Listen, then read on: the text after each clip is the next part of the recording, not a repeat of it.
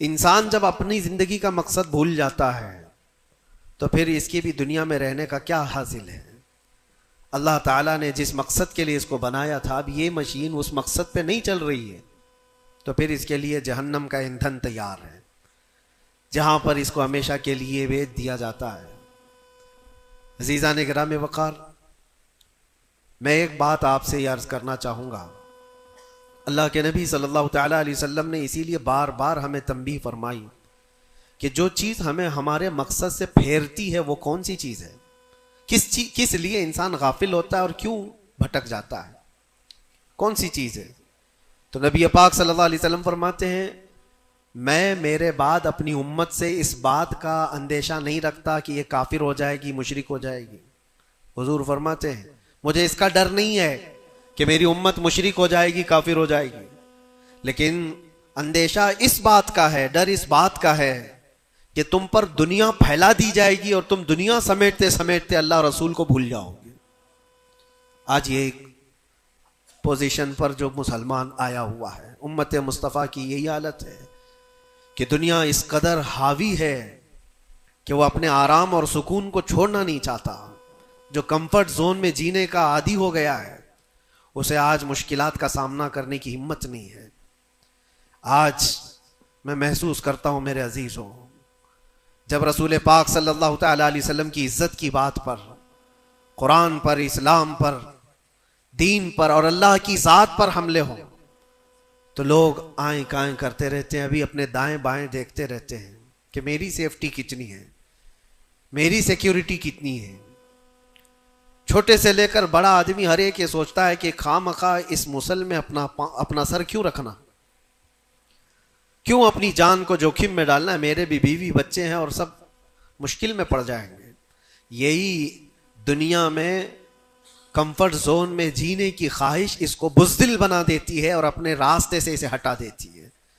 کبھی کبھار یہ بھی تو سوچا ہوتا کہ بیوی بچے اور گھر بار اور جائیداد اور بزنس صرف ہمارے نہیں، صحابہ کے بھی تھے، جو رسول پاک صلی اللہ تعالیٰ علیہ وسلم کے سچے غلام ہیں، ان کی بھی جائیدادیں تھیں، ان کے بھی مال و اولاد تھے، ان کی بھی بیوی بچے، لیکن کبھی عظمت مصطفیٰ اور دامن مصطفیٰ کے بیچ دنیا کی کسی چیز کو انہوں نے کبھی آنے نہیں دیا ہے۔ ہم ساری چیزوں کو پہلے مقدم رکھتے ہیں کہ کیا ہوگا۔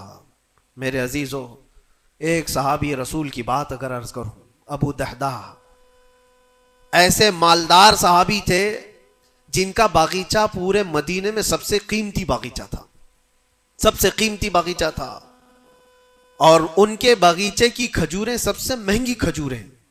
ابو دہدہ کے باغیچے کی شہرت تھی مدینے میں، مسجد نبوی میں بیٹھے ہوئے تھے۔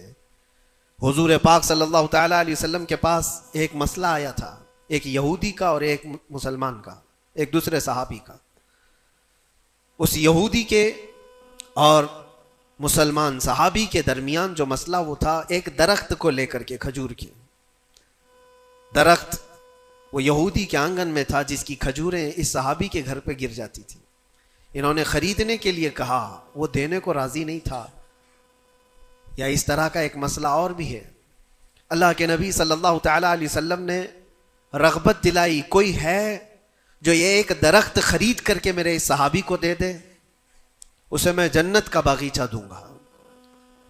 تو اس وقت ابو دہدہ کھڑے ہوئے، کہا یا رسول اللہ صلی اللہ تعالیٰ علیہ وسلم، میں سودا کروں گا اس یہودی سے، ایک ہی درخت تھا اس کے آنگن میں۔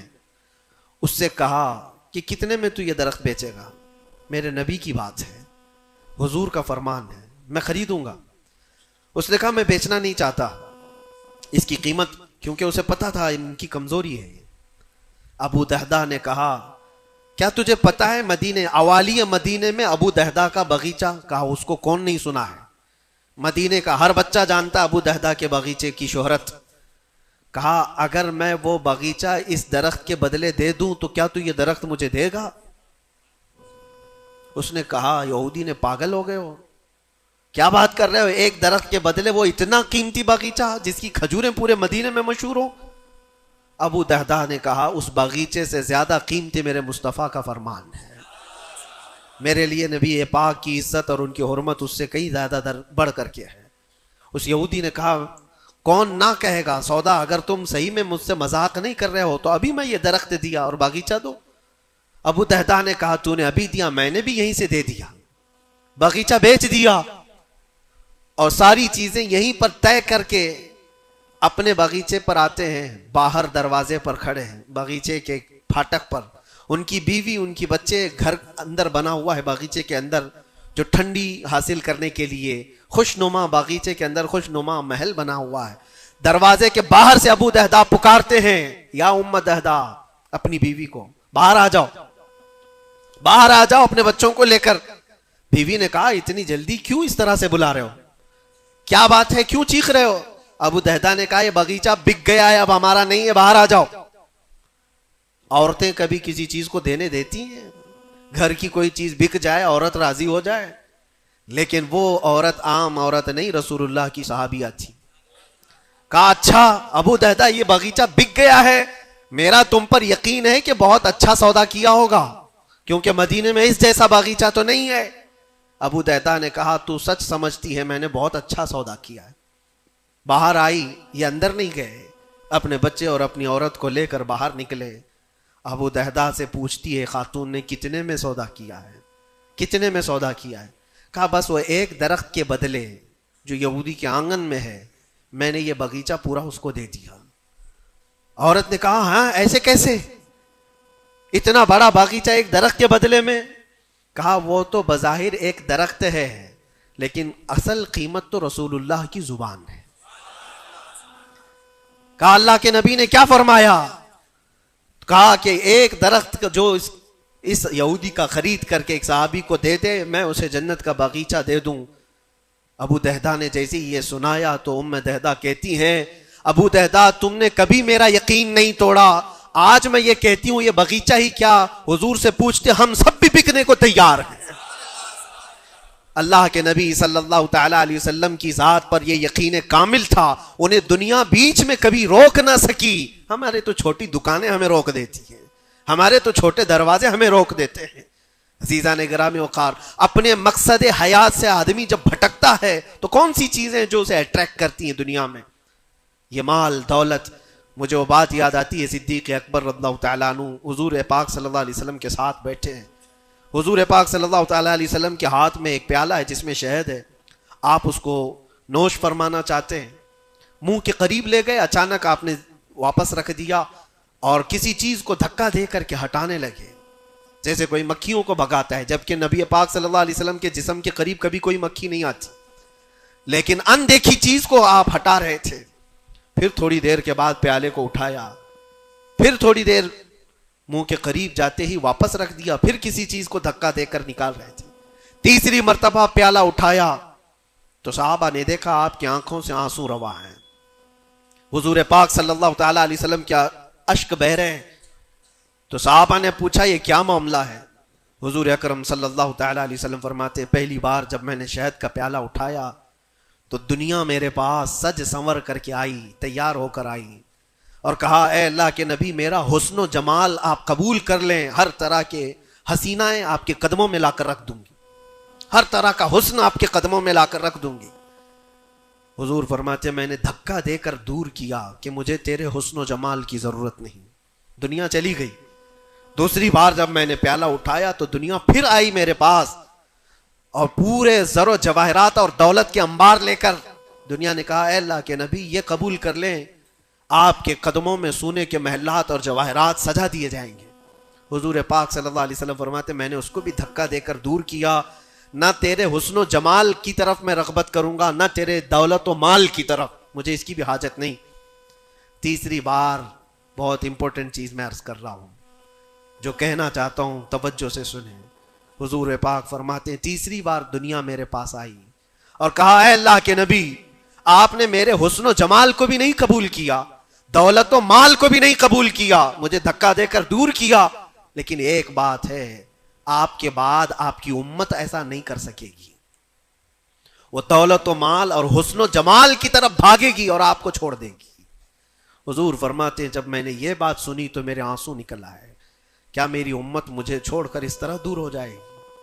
دل پر ہاتھ رکھ کر کے سوچو ہے مسلمانوں, کیا آج وہ پوزیشن نہیں ہے؟ ہم ان دو چیزوں کے چکر میں اپنے نبی پاک صلی اللہ علیہ وسلم سے کتنی دور بھاگے جا رہے ہیں۔ تم نے کبھی راتوں کو تصور کر کے دیکھا کہ کتنی راتیں ایسی آئی کہ میں نے اپنے مصطفیٰ کو یاد کیا ہے، تنہائی میں اپنے حبیب کو یاد کیا ہے؟ اس رسول کا حال تو یہ تھا، ماں عائشہ صدیقہ فرماتی ایک رات ایسی نہیں گئی جس میں رسول پاک صلی اللہ علیہ وسلم اپنی امت کے لیے دعا نہ کرتے ہوں۔ رات کو کھڑے ہوتے تھے تو پنڈلیوں میں سوجن آ جاتی تھی، پیر سوج جاتے تھے، اور کثرت سے روتے تھے اپنی امت کے لیے اللہ کی بارگاہ میں کہ مولا میری امت بھولی بھالی ہے، اس کی بخشش میرے حوالے کر دے، رب حب لی امتی، جو نہ بھولا ہم غریبوں کو رضا۔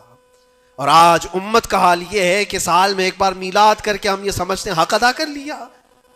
ہر دن ہر رات جو نبی پاک ہمیں یاد کرتے تھے، تو ہم نے آج وہ کیا کر دیا ہے؟ یہی دو چیزیں ہیں جو انسان کو اپنے مقصد حیات سے ہٹاتی ہیں، اپنے راستے سے ہٹاتی ہیں، دولت اور شباب، یہ حسن و جمال۔ ہر نوجوان کو دیکھو ان دو چیزوں کے پیچھے بھاگ رہا ہے، اسے یہ دو چیزوں کی خواہش ہے، مال جمع کرنا ہے اور خوبصورت عورت کو لانا ہے۔ اور ان دو چیزوں نے دنیا میں اس کو ایسا غافل کر رکھا ہے، اسے سوچنے کا موقع ہی نہیں ہے۔ جب اس کے سامنے کہا جائے تیرے نبی پاک کی عزت کی بات آئی ہے، کہا وہ دیکھ لیں گے، مولانا لوگ تو ہیں نا، علماء اکرام اپنا کام کریں گے۔ کل قیامت کے دن کیا منہ لے کر کے حضور کی بارگاہ میں کھڑے ہوگے؟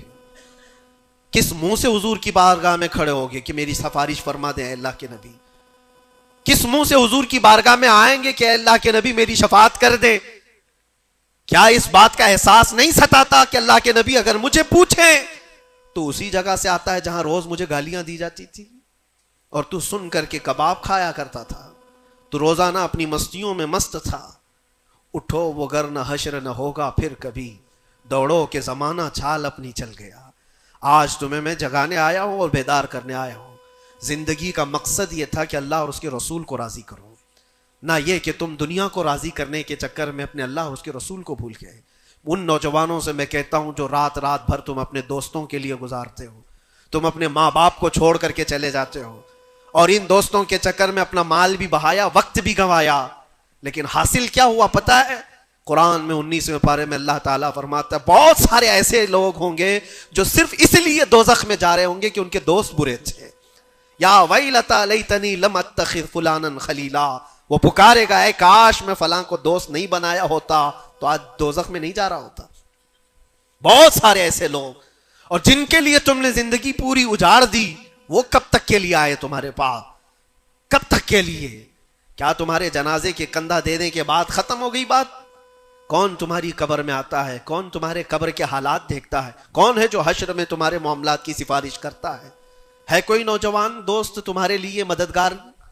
نہیں۔ تمہارا دل بھی یہ کہے گا اس قبر کی نئی زندگی میں اگر کوئی آئے گا تو وہ آمنہ کا لال آئے گا، نبی پاک صلی اللہ تعالیٰ علیہ وسلم تشریف لائیں گے۔ بزرگان دین نے یہاں تک فرمایا ہے وہ قبر میں میرے آقا صلی اللہ تعالیٰ علیہ وسلم اس حالت میں اور اتنی جلدی آتے ہیں، اور منکر نکیر کے اٹھانے سے پہلے اس سے کہتے ہیں فرشتوں سے آہستہ سے اٹھاؤ، میری محبت میں بڑا تھک کے آیا ہے۔ وہ کس کے لیے ہے؟ جو محبت مصطفیٰ میں تھکا ہوا ہو اس کے لیے ہے، وہ نہیں جو عیش و عشرت میں شباب و کباب میں یہاں تھک کر کے گیا ہو۔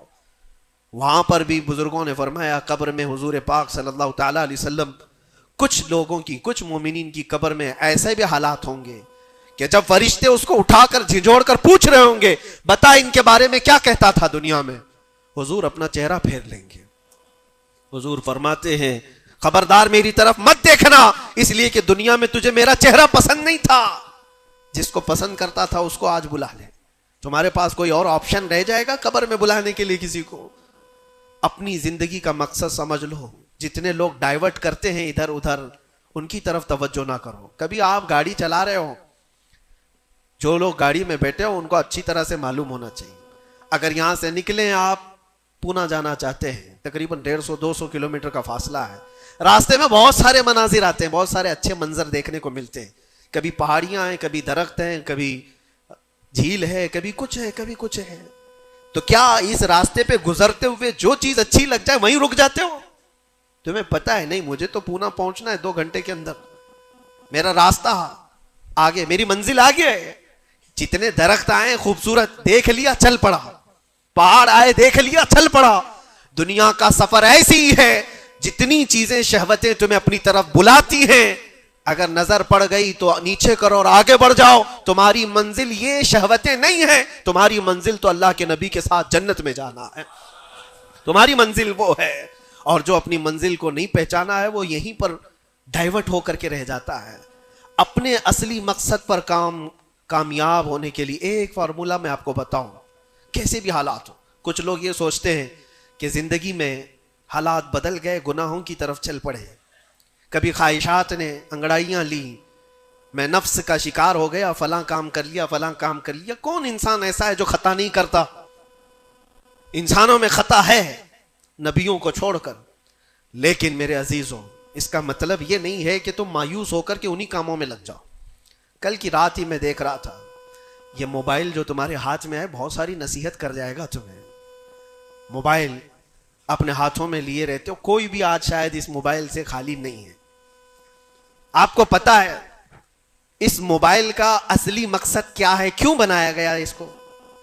فون, رابطہ کرنے کے لیے ایک دوسرے کے. یہی بیسک اس کا مقصد, جو بنیادی مقصد ہے وہ یہ ہے کہ آپ کسی سے رابطہ کرنا چاہیں گے, نمبر لگائیں گے, ادھر چلا جائے گا اور آپ بیٹھ کر بات کر لیں گے. یہی بیسک مقصد تو یہ ہے, یہ بنیادی مقصد ہے اس فون کا.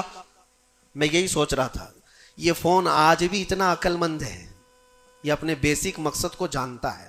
لیکن دنیا میں ترقیات کے آتے آتے اس میں بہت ساری چیزیں ایڈ ہو گئی. موبائل کے اندر پھر کیلکولیٹر بھی آ گیا, موبائل کے اندر پھر فوٹو لینے کا کیمرہ بھی آ گیا, ویڈیو بھی آ گئے. اب اس کے بعد چلتے چلتے اب تو سوشل میڈیا پورا آ گیا. اب سوشل میڈیا کی سائٹس بھی آپ کنٹینیو کھول کر کے بیٹھے رہتے. ایک بات مجھے بتانا, سب جانتے ہیں آپ فیس بک دیکھ رہے ہو, انسٹاگرام دیکھ رہے ہو, واٹس ایپ کھولے ہوئے ہو, یا یوٹیوب میں کوئی ویڈیو بھی دیکھ رہے ہو, کچھ بھی کر رہے ہو, لیکن اگر کسی دوست نے آپ کے فون لگایا تو یہ ساری چیزیں بند کرتا ہے اور پہلے گھنٹی بجا کر بتاتا ہے تمہارا فون آیا ہے. موبائل اپنے کام پہ ہے, اس کا اپنا بنیادی مقصد وہ چھوڑا نہیں ہے. اس میں بہت ساری چیزیں ایڈ ہو گئی, اور شاید چاہے جتنی بھی ایڈ ہوں, لیکن فون آنا جانا یہ کبھی بند نہیں کرے گا. جو انکمنگ ہے, فون کسی نے لگایا ہے تو یہ تمہیں بتا دے گا الارم. ہوتا ہے ایسا نہیں ہے, آپ کی ویڈیو چل رہی ہو, یوٹیوب چل رہا ہے, کچھ بھی چل رہا ہو, فون اگر آیا تو وہ چیز روک دے گا اور پھر فون کا الارم تمہیں بتائے گا. یہ اپنے بنیادی مقصد پر چل رہا ہے. تمہاری زندگی میں چاہے جتنی بھی چیزیں ایڈ ہو جائیں, جس وقت اذان ہو جائے تمہیں سمجھ جانا چاہیے میرا مولا بلا رہا ہے. میرے اصلی مقصد کے لیے میں جو دنیا میں ہوں وہ اللہ کی عبادت کے لیے ہے. میرے رب کا فرمان, میرے رب کا اعلان آ چکا ہے, چھوڑو ساری چیزیں, جتنی بھی چیزیں ایڈ ہو جائیں اس چیز کو روکنا. اچھا, اور دوسری ایک چیز یہ بھی ہے اس موبائل کی, میں محسوس کر رہا تھا, یہ بہت اچھا ہے بیچارہ, یہ موبائل اپنے مقصد پر کامیاب ہے اس لیے کہ اس کو کبھی کسی کے ہاتھ میں دو تو ہی گندا بنتا ہے. جب تک اس کو کوئی چلاتا نہیں ہے, تم چلاؤ گے, اندر گھسو گے, بہت ساری چیزوں میں داخل ہوتے رہو گے, پتہ نہیں کیا کیا کھولتے رہو گے, وہ سب چیزیں وہ کرتا چلا جائے گا. لیکن اس کو کہیں بستر پر پٹک کر کے چھوڑ دو, وہ کبھی گندگی نہیں کرتا. خود سے ایسے نہیں ہے کہ وہ ویڈیو کھول کے چالو ہو جائے گا. وہ موبائل خود سے کسی کو ویڈیو نہیں دکھاتا, خود سے کسی کو فوٹو نہیں دکھاتا, لیکن اس کو بستر پر ایسی پڑے رکھے رہو, وہ دوسری گندی چیزیں تو نہیں دکھائے گا جب تک تم ٹچ نہیں کرو گے, لیکن وہاں پڑے رہنے کے وقت بھی فون کسی کا آیا تب بھی بچ کے دکھائے گا. پتہ یہ چلتا ہے اس سے کہ دوسروں کے ہاتھ میں جاتا ہے اور کوئی دوسرا چلاتا ہے تب یہ بے حیائی دکھاتا ہے. تم اس بات کی اپنے آپ کی ذمہ داری لے لو, تم کسی کے ہاتھ کا کھلونا نہ بنو. دوست تمہارے ساتھ کھیلیں گے اور دنیا تمہارے ساتھ کھیلے گی. عیش و عشرت کی تمہاری خواہشات یہ سب دنیا ڈالتی ہے. اگر یہ ساری دنیا سے ہٹا کر اپنے آپ کو اللہ اس کے رسول کے سپرد کرو, دیکھو کبھی تمہاری زندگی میں تمہارے جسم سے بے حیائیاں نہیں آ سکتی, نہیں آئیں گی. یہ جسم اللہ, اس جسم کا مالک کون ہے؟ اللہ ہے. اور ہماری گردنوں کی اوپر اگر کسی کا حکم ہے تو وہ رسول اللہ کا ہے. اگر زندگی میں تم نے یہ طے کر لیا میں اللہ کا بندہ ہوں, اللہ نے مجھے بنایا ہے, میری گردن اللہ کے نبی کی عزت کے لیے ہے, سپرد کر دیا اپنے آپ کو, تو بے حیائیاں تمہارے اندر نہیں آئیں گی. ہاں ہوتا یہ ہے کہ تم نے اپنے آپ کو دوسروں کے سامنے پیش کیا ہے, دوستوں کے سامنے, ارے کس کو تم جان جان کہتے رہتے ہو, تو میری جان ہے, میں تیری جان ہوں, پتہ نہیں کتنوں کو جان کہا ہے, اور کوئی جان کسی کے کام کی نہیں ہے, کسی کے کام کی نہیں ہے. لیکن ایک بار جن صحابہ نے کہا فدا کا ابی و امی یا رسول اللہ, اے اللہ کے رسول میرے ماں باپ آپ پر قربان, میری جان آپ پر قربان. یہاں دوست کو یا بیوی کو یا محبوبہ کو جان کہا تو بدلے میں اس نے پھوٹی کوڑی بھی نہیں دی ہے, زندگی میں سوائے دکھ اور غم کے کچھ نہیں ملا جان سے.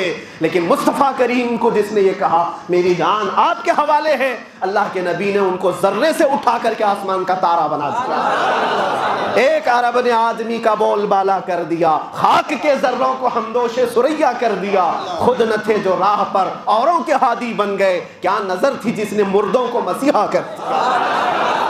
نبی پاک صلی اللہ تعالیٰ علیہ وسلم کے حوالے اپنے آپ کو کر کے تو دیکھو, پھر تمہیں کہاں سے کہاں پہنچایا جائے گا. آج دنیا مجھے پہچانتی ہے تو میرے باپ کے نام سے نہیں, عظمت مصطفیٰ کے نام سے پہچانتی ہے, قدم مصطفیٰ کی برکت سے پہچانتی ہے. ہم کو اگر کسی نے اٹھایا ہے تو کسی کے باپ نے نہیں, کسی نیتا نے نہیں, میرا تعلق کسی سیاسی پارٹی سے نہیں ہے. میری آج عزت کوئی کرتا ہے تو اس لیے نہیں ہے کہ یہ سیاسی کوئی عہدہ رکھتا ہے, صرف اس لیے عزت کی جاتی ہے کہ نبی پاک کی عزت پر بات آتی ہے تو یہ اپنی آواز کو تو اٹھاتا ہے. جب تک بکے نہ تھے تو کوئی پوچھتا نہ تھا, یا رسول اللہ تم نے خرید کر ہمیں انمول کر دیا.